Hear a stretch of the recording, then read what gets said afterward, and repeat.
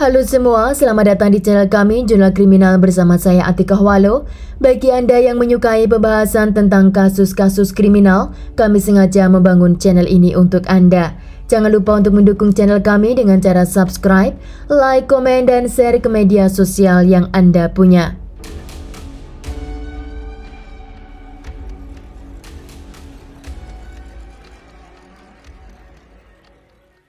Seorang gadis cantik bernama Juliana Campo Vergi Rodriguez, dia lahir pada tanggal 21 Agustus pada tahun 1993 di kota Ecuador di negara Ekuador. Dia adalah anak pertama dari 3 bersaudara.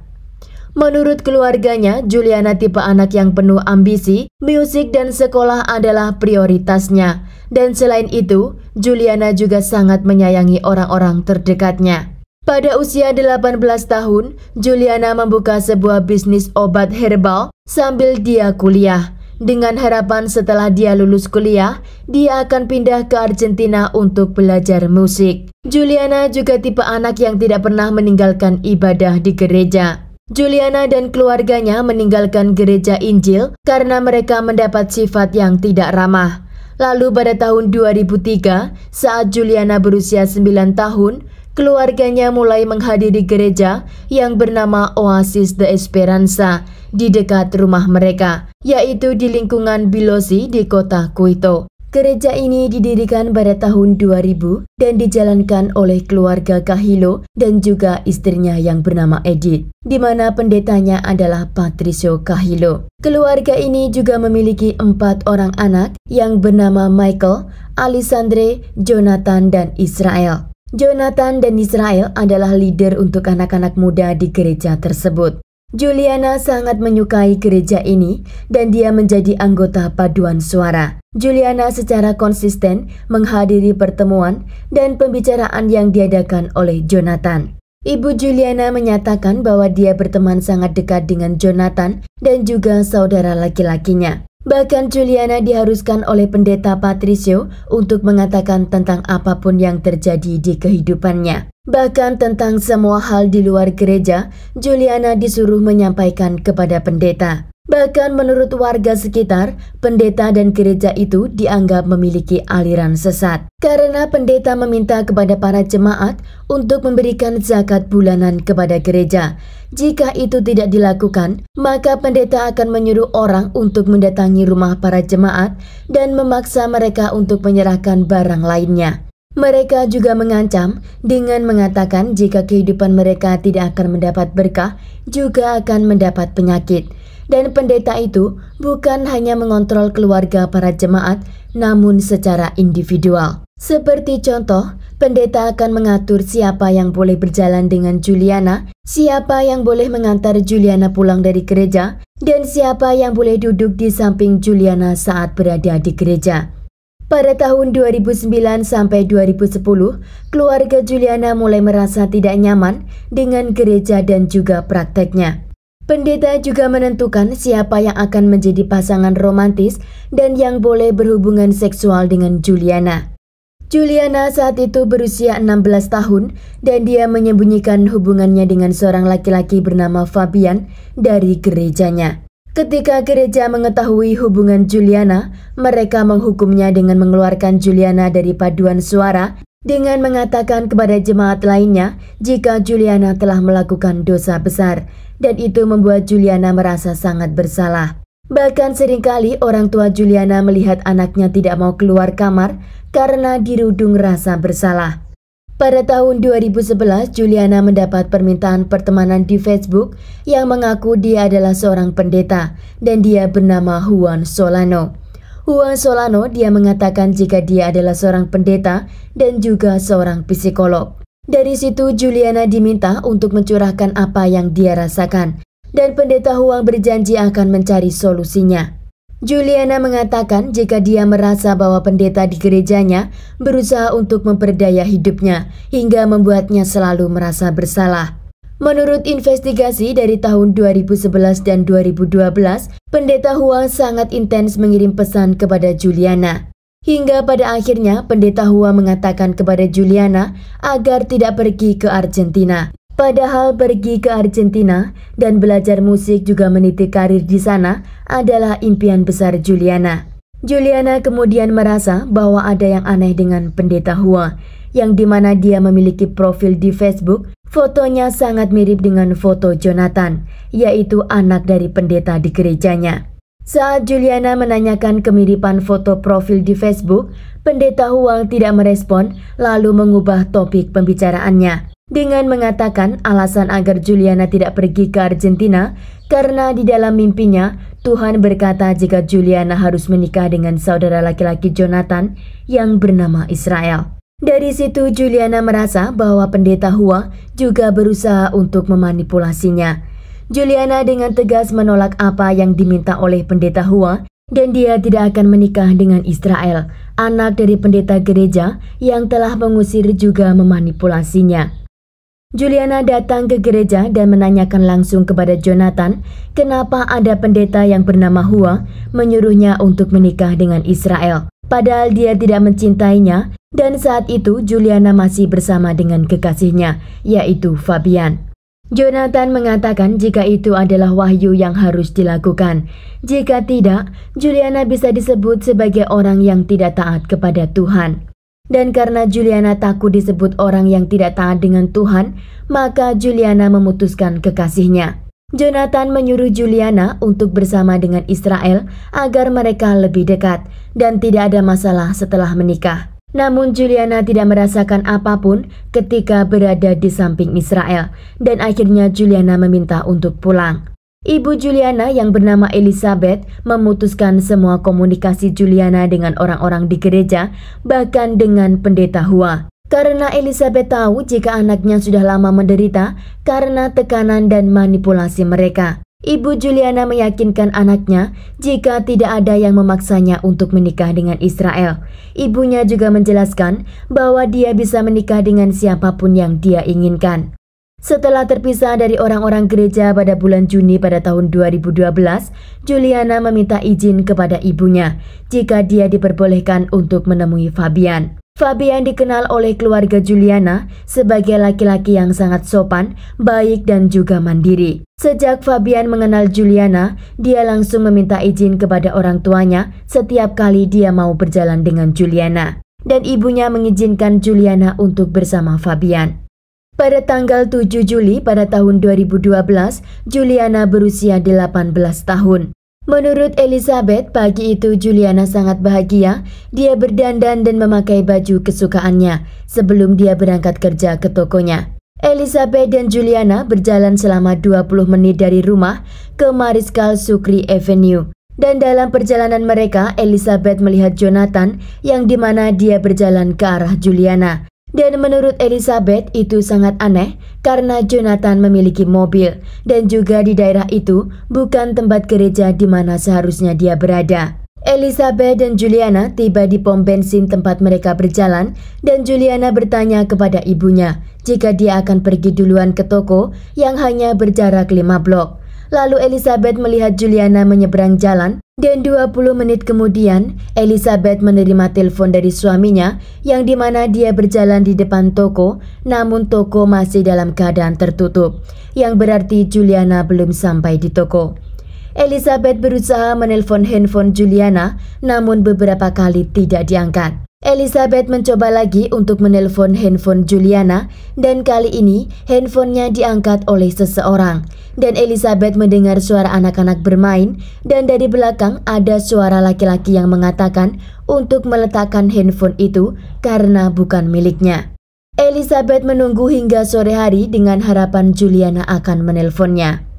Namun sampai sore hari Juliana tidak ada kabar dan ibunya menelpon Fabian untuk menanyakan jika Juliana sedang bersamanya karena dia tahu jika mereka telah merencanakan untuk keluar makan malam. Namun Fabian juga tidak tahu kemana Juliana dan apa yang terjadi.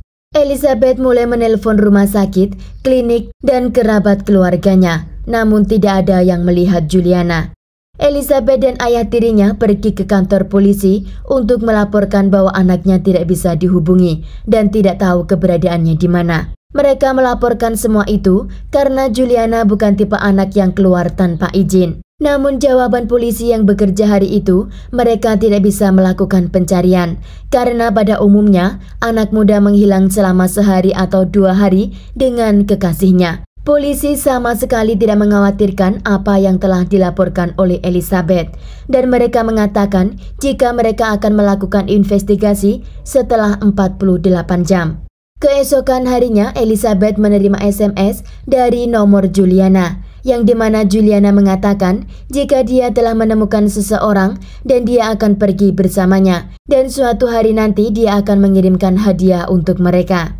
SMS itu Elizabeth bawa ke rumah Fabian karena Elizabeth tahu jika Juliana hanya menginginkan bersama dengan Fabian. Namun setelah sampai di rumah Fabian, Juliana tidak ada di sana. Dan Fabian mengatakan jika itu bukan kata-kata Juliana, karena dia tahu bagaimana Juliana mengirim pesan. Elizabeth dan Fabian membawa SMS itu ke kantor polisi untuk mereka analisis. Namun lagi-lagi polisi tidak tertarik untuk mengusut SMS itu. Dan mereka mengatakan jika SMS itu adalah pertanda baik jika Juliana tidak dalam keadaan bahaya dan dia pergi dari rumah karena kemauannya sendiri.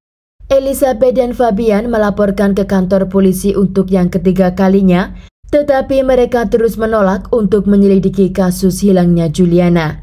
Ketika petugas yang mereka ajak bicara menegaskan kembali bahwa Juliana kemungkinan besar bersama pacarnya, di sana Fabian mengatakan bahwa dialah pacar Juliana. Lalu petugas mengatakan kemungkinan Juliana tidak setia dan dia memiliki selingkuhan di luar. Pada tanggal 8 Juli, laporan orang hilang diterima oleh polisi. Meskipun mereka terus mengklaim bahwa Juliana kemungkinan besar memiliki pacar dan tidak dalam bahaya. Akhirnya ada laporan orang hilang yang diajukan, tapi jaksa penuntut tidak akan ditugaskan untuk menangani kasus tersebut hingga pada tanggal 9 Juli pada tahun 2012. Dan ketika Elizabeth mencoba membawa kasus mereka ke media, namun media juga tampak tidak tertarik dengan kasus hilangnya Juliana, karena tidak ada kertas yang menyatakan jika Juliana hilang. Karena Elizabeth tidak tahu harus berbuat apa, maka dia bersama bibinya yang bernama Margot memasang poster orang hilang di lingkungan Biloxi. Saat mereka memasang poster di jalan, seorang petugas polisi yang sedang patroli melihat Elizabeth memasang pamflet, dan polisi itu berhenti. Lalu Elizabeth mengatakan kepada polisi jika di mana anaknya terakhir terlihat di sana ada kamera CCTV. Dan Elizabeth memohon kepada polisi itu agar dia memeriksa dengan siapa dan kemana Juliana pergi. Akhirnya polisi itu membawa Elizabeth ke kantor polisi dan mencari akses dari kamera CCTV. Di ruang monitor, Elizabeth memeriksa pergerakan orang-orang yang ada di sekitar jalan. Namun karena resolusi kamera itu sangat buruk, tidak begitu jelas. Dan ketika Elizabeth memeriksa gambar di layar, tiba-tiba pendeta Patricio datang ke kantor polisi. Dan dia mengatakan di depan Elizabeth jika dia sudah tahu apa yang akan terjadi kepada Juliana, karena mereka telah meninggalkan gereja. Lalu pendeta Patricio juga mengatakan jika Juliana sudah berada di perbatasan Ekuador dengan Peru atau di negara Kolombia atau di perbatasan Cuenca dan Ambato. Saat mendengar pernyataan dari pendeta, saudara Elizabeth mengatakan kenapa Juliana berada di sana. Lalu pendeta Patricio dengan nada marah, dia mengatakan, jika kamu kira saya melakukan sesuatu, masukkan saya ke penjara sekarang juga.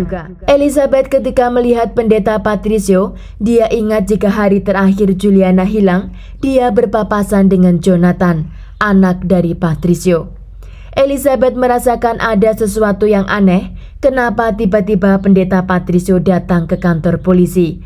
Dan kenapa di hari hilangnya Juliana di jalan itu, dia juga melihat Jonathan. Beberapa hari kemudian, Elizabeth saat membahas tentang hilangnya Juliana di rumah bersama dengan keluarga besarnya dan juga penyidik, tiba-tiba pendeta Patricio menelpon Elizabeth dan mengatakan jika setelah dia berdoa, Tuhan berkata kepadanya jika 20 menit kemudian Juliana akan memberi tanda sesuatu.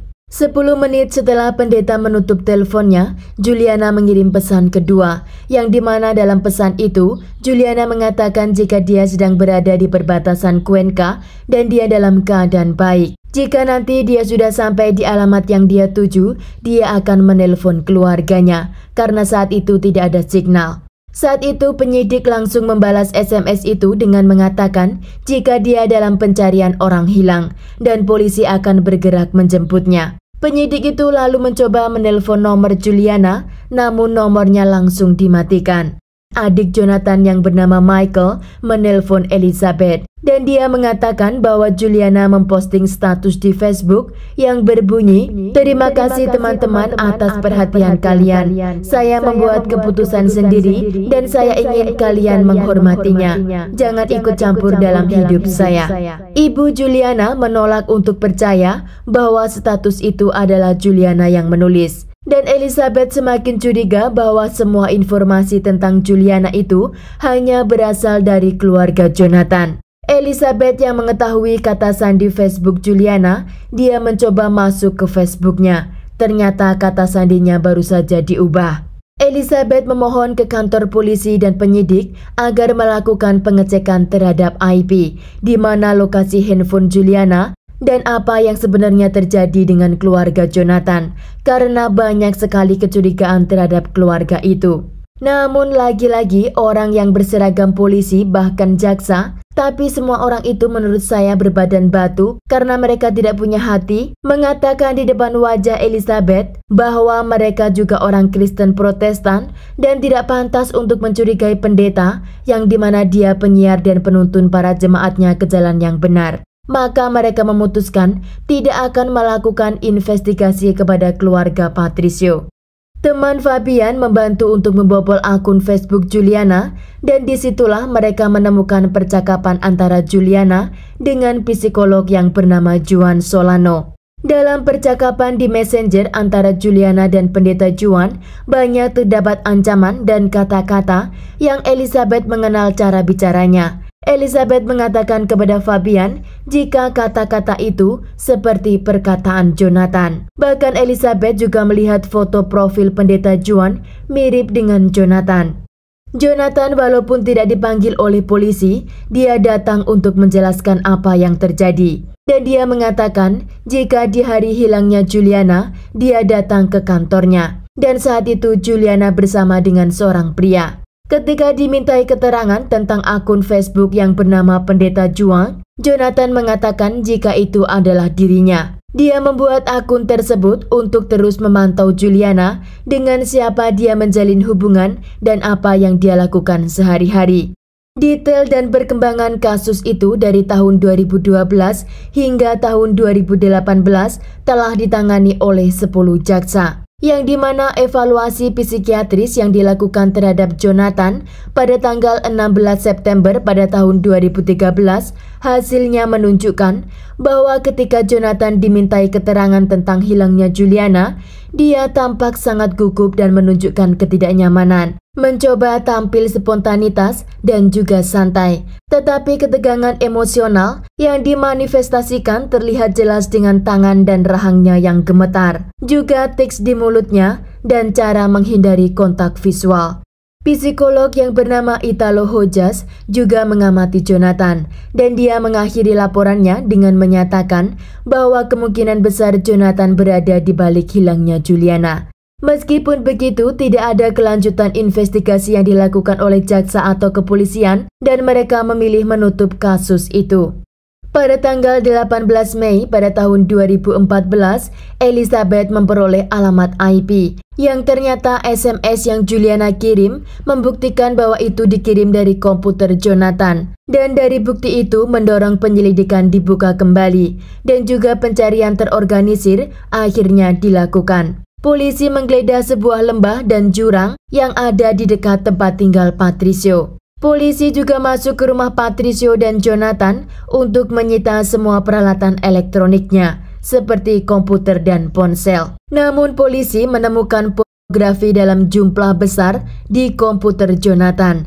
Dia juga menyimpan foto dan video Juliana, juga gadis-gadis lain dari gerejanya. Jaksa dan penyidik yang mengatakan jika mereka tidak bisa meneruskan kasus itu karena mereka juga penganut Protestan, akhirnya dikeluarkan. Pada tahun 2017, polisi menggunakan kode IMEI yang dimana membuktikan bahwa Jonathan telah menggunakan chip ponsel Juliana di dalam ponselnya sendiri untuk menelpon operator, meninjau pesan suara, dan mengirim pesan teks ke keluarga Juliana. Terlepas dari semua bukti yang sudah terkumpul, namun mereka tidak langsung memberatkan Jonathan. Jaksa penuntut ke-10 kemudian menutup kasus tersebut pada tahun 2017 dengan menyatakan bahwa kasus tersebut tidak dapat dilanjutkan sampai jenazah Juliana ditemukan. Pada bulan Januari pada tahun 2018, keluarga Juliana meminta jaksa baru untuk menangani kasus anaknya dan permintaannya itu dikabulkan. Kejaksaan Agung setuju melimpahkan kasus Juliana ke seorang jaksa yang bernama Mayra Soira.